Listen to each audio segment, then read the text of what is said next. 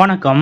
இரவோடு இரவாக திருச்சிக்கு வந்து சேர்ந்த தாவேக தலைவர் நடிகர் விஜய் இரவு திருச்சியில் எங்கு தங்க இருக்கிறார் தெரியுமா?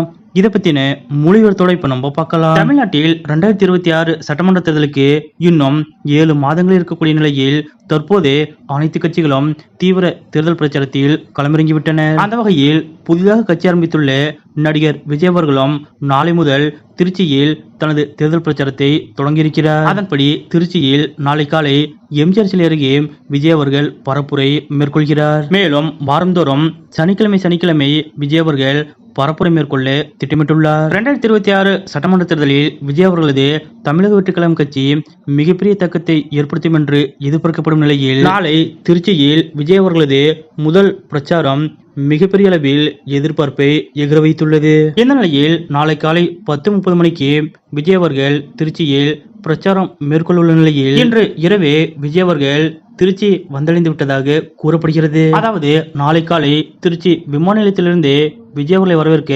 லட்சக்கணக்கான தொண்டர்கள் கூடுவார்கள் என்று எதிர்பார்க்கப்படும் நிலையில் அது விஜயின் பிரச்சாரத்திற்கு பெரிய அளவில் காலதாமதத்தை ஏற்படுத்தும். இதன் காரணமாக இன்றே ரகசியமாக விஜய் அவர்கள் திருச்சி வந்துவிட்டதாக கூறப்படுகிறது. ஆனால் விஜய் அவர்கள் இன்று இரவு திருச்சியில் எங்கு தங்கப் போகிறார் என்ற தகவல் வெளியாகவில்லை. இதற்கிடையே இன்று இரவிலிருந்தே திருச்சி விழா கோலம் பூண்டுள்ளது குறிப்பிடத்தக்கது. நாளை தினம் திருச்சியில் மிகுந்த எதிர்பார்ப்புக்கு மத்தியில் தாவேக தலைவர் நடிகர் விஜய் அவர்கள் தனது முதல் பிரச்சாரத்தையும் மக்கள் சந்திப்பையும் நிகழ்த்த இருக்கக்கூடிய இந்த நிகழ்வு பற்றிய உங்களுடைய கருத்துக்கள் என்ன அப்படிங்கறத மறக்காம கமெண்ட்ல குறிப்பிடுங்க.